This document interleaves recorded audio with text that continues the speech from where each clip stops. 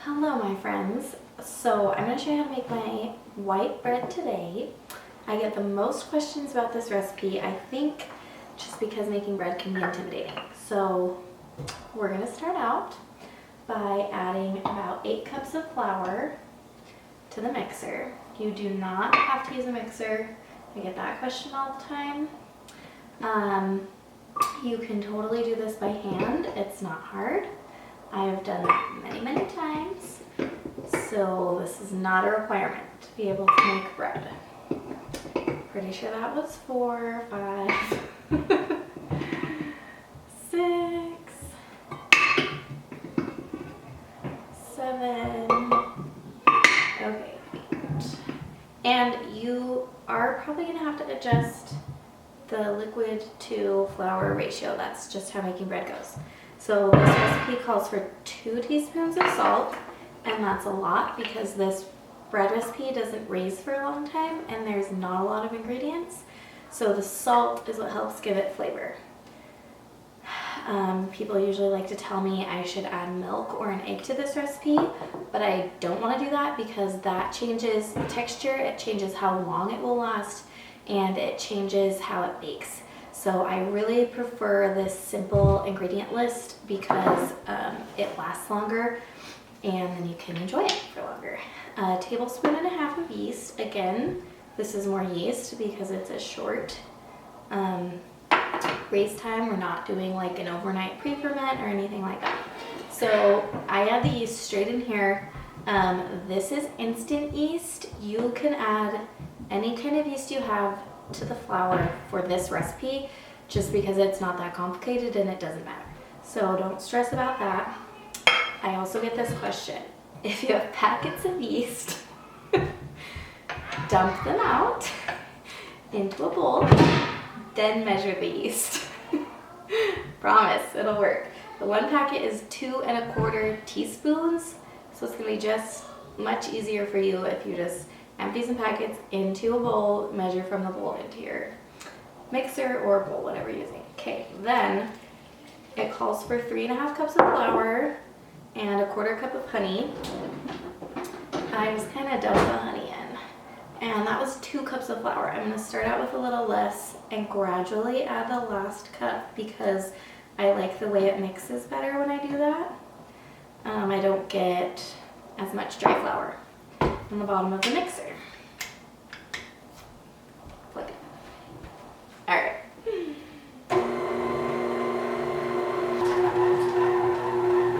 It'll take a second to come together. You might have to add more water. You might have to add more flour. That changes based on the altitude you live at, the temperature outside. We live at a high altitude and a dry climate, so normally I'm adding more water to my recipes, and sometimes you may have to add more flour if you live like at sea level and it's humid. So this dough should be wet and sticky but still be able to be handled. So in a mixer that looks like it just sticking to like the bottom 4 inches maybe across. So it'll start to knead like this and then it will start to pull away from the bowl. That's exactly what you want.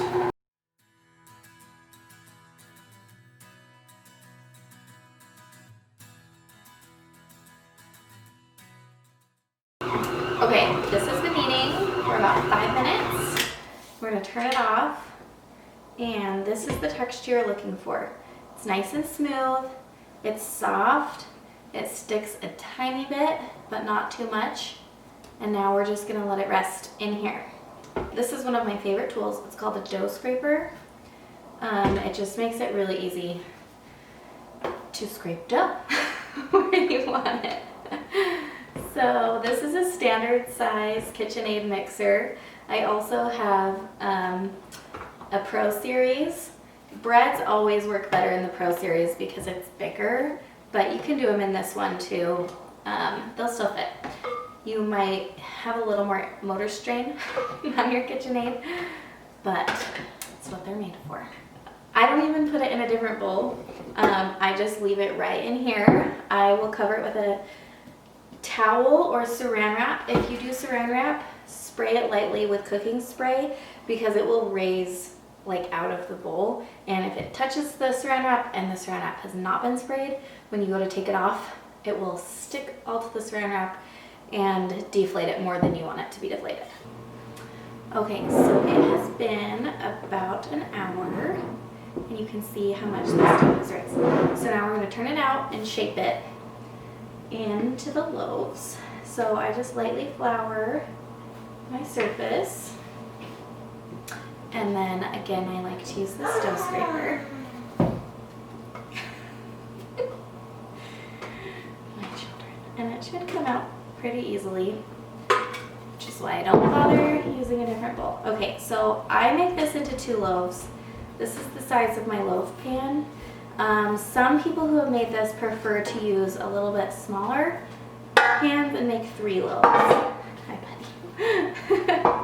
And I just spray them with cooking spray, so nothing really fancy. Please don't. Nothing fancy, and they always come right out. Now we just divide this right in half, and then what we're going to do is crease down the middle, fold in half, so here's the crease, then pinch the ends and fold around the pinches, and then you have this nice little loaf. And that way when it raises, you get the nice center raise instead of having the whole thing kind of like raise and fall over the edges. So now I'll do the second one. I'll try to do this one towards you. So crease, tuck and fold, ends in, crease again, and fold it up. Okay, just like that. And then now can you pause it? Just a minute. I made them pause their show. Okay, and then these will raise just until they start to dome over the top. So usually that takes about 30 minutes. Okay, so these have been raising for about 20 to 30 minutes, and I usually get tired of waiting, so I put them in the oven. So I'm gonna put these in the oven, and then I'll take them out 5 minutes before they're done cooking and brush them with melted butter, and then put them back in the oven because it makes the crust beautiful, crispy, buttery, delicious. And I'll show you.